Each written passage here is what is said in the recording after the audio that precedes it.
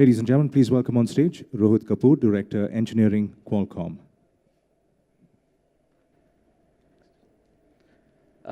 Yeah, thanks for the opportunity, first of all. And I guess I realize I'm from Qualcomm, so I have to talk about 5G. So yeah, so my topic today is going to be about how 5G we think is a unified and more capable, air interface.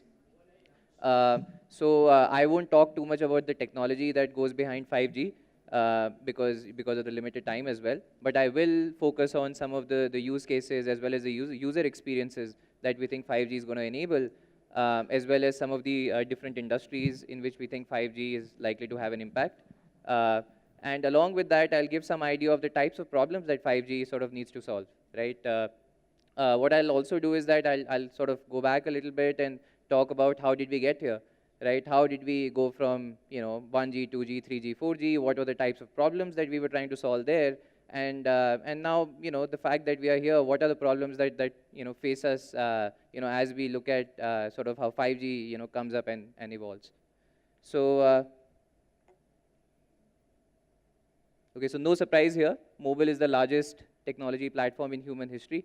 And what we've seen typically happening is that this number that's to the left side of the G, we've seen that incrementing maybe roughly once about 10 years. So this number we've seen typically goes up once every decade or so. Though lately I've heard that it's even moving a little bit faster than that, right? But sort of the interesting thing is I just want you guys to sort of take a step back and see that with every generation of cellular that's come up and that's gotten deployed, it's really impacted our lives in ways that it's fundamentally changed the way we live our lives, right? So to give you an example, as we moved from 1G to 2G, what really happened around that time, and this was probably around the early to mid 90s, is that sort of the cost of carrying voice over cellular really sort of fell and plummeted to the point that it became very easy and feasible for people to use cell phones for making voice calls all the time. In fact, a lot of you might even remember. I certainly remember when I was in college, in India, doing my bachelor's. This was probably like mid to late 90s, and I remember like just to make a voice call to your parents, you would have to stand outside this STD PCO booth, right? And probably like wait for half an hour till you got the chance to call them, right? And then within a couple of years, suddenly it's as if that thing completely disappeared, at least from cities, right? And it was just because very inexpensive voice calling was possible as technology transitions and other transitions also sort of came together to make that happen, right? So that was sort of the transition from 1G to 2G, which really fundamentally impacted our lives, right? So the next thing that happened with cellular was that having been able to support voice in a very efficient way, the next question was, can you support data over mobile, right? And I myself was part of the R&D group that sort of worked on the first technology that got deployed as mobile data, and this technology was called EVDO. The interesting thing at that time was that if I look back and the types of data rates that we were trying to support at that time were like maybe hundreds of kbps at best on the downlink and tens of kbps on the uplink. And today, if you tell that to anybody, you'll probably get laughed out, right? Because these rates mean nothing today, right? But the interesting thing was that the interesting thing was that at that time, it was still sort of such a big step for us to try to have these rates supported. And the other thing to sort of think about a little bit here is that it's not that far back. I think the sort of the year when EVDO got deployed was probably around 2002 to 2003 or so. So that's only about 15, maybe plus a couple of years back, right? So in 15 years or so, we've gotten to a point where we were just barely scratching the surface of how to support mobile data, and maybe talking about tens of kbps, hundreds of kbps, to a point where even a GBps is considered not sufficient at this point, right? So I just want you guys to maybe just think about how far we've come in a very short period of time, in just about 15 years, right? Well, looks like my slides have disappeared completely. Anyway, so much for technology, right?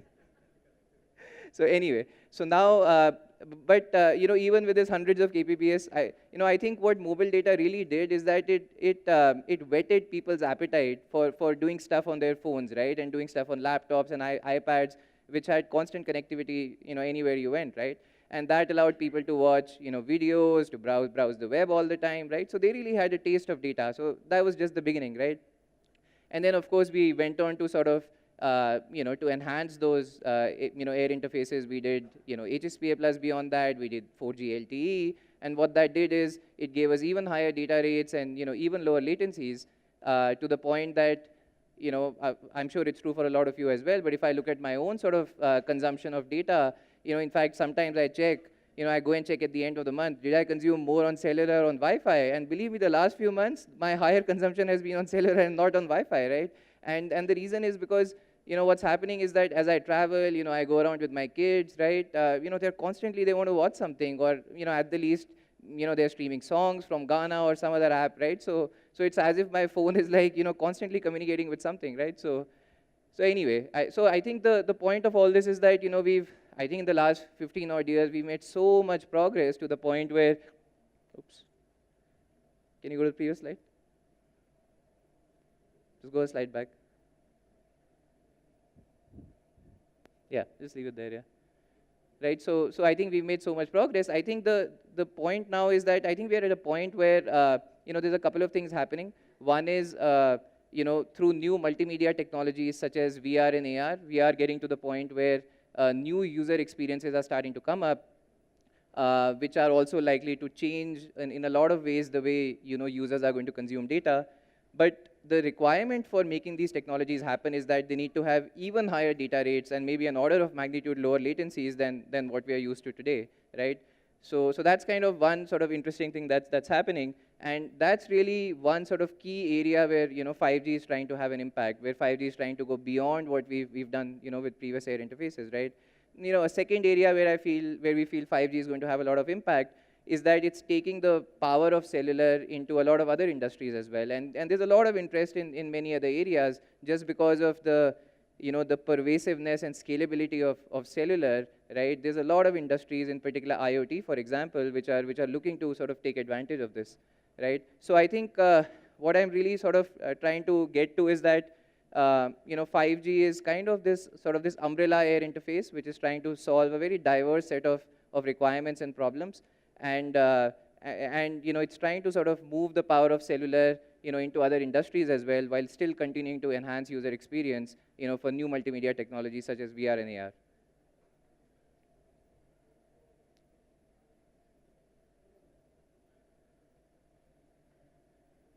Okay, so as I mentioned, 5G is sort of going to be the backbone for the next generation of mobile experiences, in particular, virtual reality, augmented reality.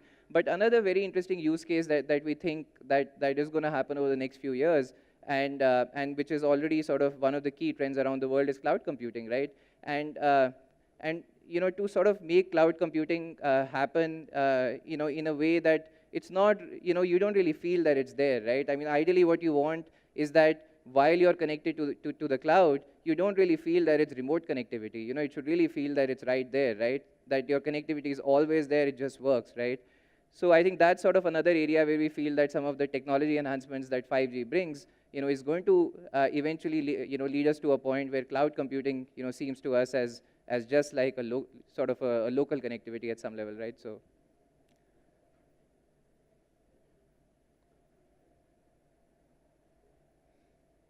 Yeah, so a second area I mentioned where we think 5G is going to have a lot of impact is in impacting sort of a lot of other industries, in particular IoT. And the interesting thing here is that if you look at the types of problems that one needs to solve, for the IoT industry, at least from a wireless interface point of view, right? It's very, very different from the types of problems that one needs to solve from the enhanced mobile broadband use case, which is really very high data rates and extremely low latencies, right? But with IoT, what you're really talking about, at least for a fairly large category of IoT devices, is that you want to really, really drive the power, the battery consumption, right? You want to drive the power consumption down, right? And for a lot of you who are probably used to using smartphones and they don't even last a day, so what I'm going to say, you're probably going to laugh at it, but one of the design goals of 5G is to try to make these IoT devices last for years on 2 AA batteries. So I know that's like way removed from your regular smartphone experience, but the use case is very different as well, right?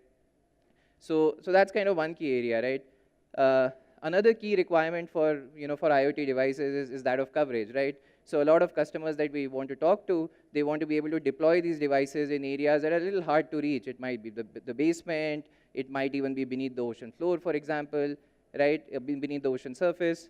So the question is, how do you bring in those technology enhancements that allow, sort of the coverage of the wireless signal to be much, much higher than, what we are used to seeing today, right? So I guess where I'm really going with this is that, 5G really needs to be a lot of things. It needs to solve the mobile broadband problem. It needs to solve very, very different requirements for IoT, for example, right? And, excuse me. And then the question, of course, that comes is, how do you do that, right? How do you design, a unified, more capable air interface that's going to solve all these problems for you, right? And I'm just going to touch upon at a high level what, in a philosophical sense, what is it that we are trying to do, right? So one thing is that, as I mentioned, there's a lot of diverse services, right, that we need to support in terms of enhanced mobile broadband, massive Internet of Things. So ideally, we want an air interface that's extremely flexible, right, where you can sort of change things around very easily, which is almost like plug and play depending upon the use case, right? So that's kind of one key design philosophy that goes into 5G. Sorry, just stay there. Go back. Yeah, a second sort of key component of, of trying to solve this problem is the use of spectrum that hasn't been used so far, at least with today's cellular technologies. So as you guys might be familiar, we are very used to being able to use the what we call the low bands as well as the mid bands here, which is maybe up to a few gigahertz, right? But there's really swaths of spectrum that's available in the extremely high frequency bands. But the problem there is that it's very, very hard to use as well, right? Because it's very directional, which basically means that you need to be able to send your signal in a very fine direction and with a lot of accuracy to make it reach the receiver. And the second thing is that the signal suffers a lot of path loss as it sort of traverses, right? So you need to be able to think about this a little bit differently, right? So that's kind of one key area that sort of 5G is trying to utilize that spectrum. And a third key sort of design philosophy behind 5G is that of using diverse deployments, right? So what that means is that if you look at, for example, base stations that are deployed today, we call them macro base stations. Those are the typical deployments of today. So what they do is that they'll typically give you a coverage of maybe about 1 kilometer or so, right? But if you look at how traffic patterns are, what we find is that they are extremely, there are areas where traffic density is very high. For example, you can imagine, malls or, some other areas where there's a lot of density of people, traffic, density becomes extremely high. So we think the way to solve that is actually to have a broad coverage through these macro cells, but then have very focused deployments of these, what we call small cells, which can then give you boosts of capacity in those areas, right? So yeah, so overall, these are kind of the key sort of, I wouldn't even say technology enablers because I haven't gone to that level of deep detail, but at least at a high level, the types of techniques that we think that are needed and that 5G is building on, to be able to provide us all these solutions. So I think I've used up my time as well. So with that said, I think I'll stop here, and I'll if there are any questions, let me know.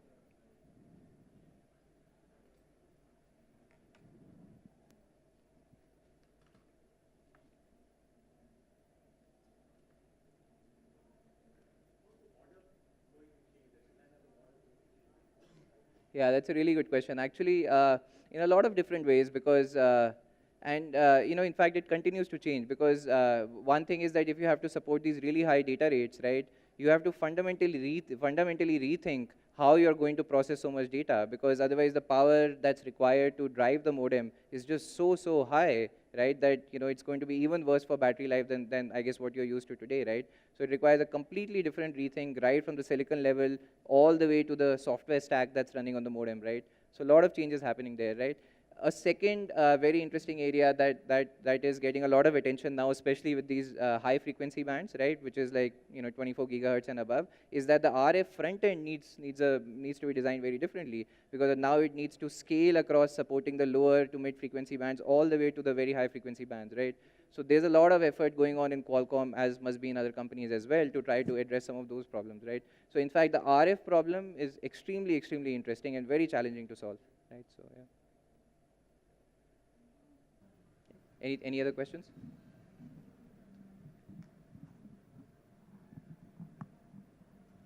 Okay. All right. Thanks for your time. All right, ladies and gentlemen, please give him a big round of applause. Thank you, Rohit.